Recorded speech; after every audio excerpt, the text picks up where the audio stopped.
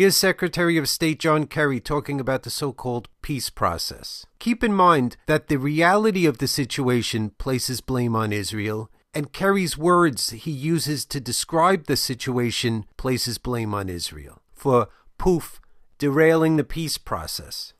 Now, the irony, bitter irony, is that at this particular moment, this fight is over process. It's not over the substance of the final status agreement. It's over how do you get to the discussion of the final status agreement. So our hope is that we can work a way through this, but in the end, the parties are going to have to make that decision. It's not our decision. You know, we can cajole, we can leverage, we can offer one thing or another to try to be helpful, but they have to make the fundamental decision. And in my judgment, both leaders have made courageous and important decisions up until now. You know, for Prime Minister Netanyahu to release prisoners is a painful, difficult political step to take, enormously hard. And the people of Israel have been incredibly supportive and patient in giving him the space to be able to do that in exchange for the deal being kept of the release of prisoners and not going to the UN. Unfortunately, the prisoners weren't released on the Saturday they were supposed to be released. And so day went by, day 2 went by, day 3 went by, and then in the afternoon, when they were about to maybe get there, 700 settlement units were announced in Jerusalem, and poof, that was sort of the moment.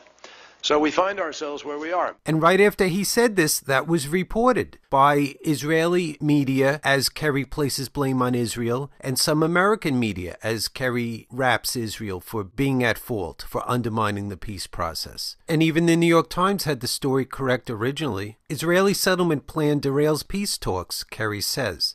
But as you can see, the spin starts. John Kerry only appeared to blame Israel. The State Department has already sought to cover for Kerry, saying that he meant that both sides are to blame. They're placing blame on both sides. U.S. media then starts altering the record. The New York Times changes its headline and changes the narrative. You can check that in news diffs. It's changed from Israeli settlement plan derailed peace talks, Kerry says, has now been changed to Mideast frustration, the sequel. And that's a pattern through the media, a disgraceful pattern. In terms of Israeli thinking, there has to be a certain level of violence maintained all the time. And so Israel keeps maintaining that violence in order to justify its lack of willingness to make peace and then blaming it on the Palestinians. Is this utter contempt for kind of the law and Palestine in general a reason also that it reneged on its promise to release all these prisoners? I mean, just yesterday, they reneged on its commitment to release another group of Palestinian prisoners tomorrow, which of course is just another deterrent of the peace process, I mean, ultimately. Yes, I'm glad you brought that up. I think the prisoners issue is an issue that is not talked about enough. Israel has thousands of political prisoners, Palestinian prisoners.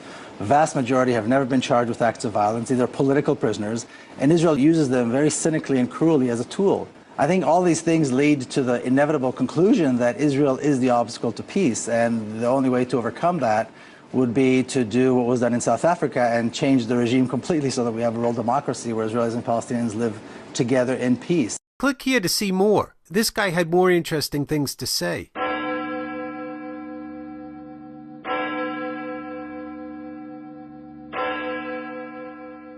If you were outraged at mainstream media manipulation, please use the tools below to share this video with everyone you can.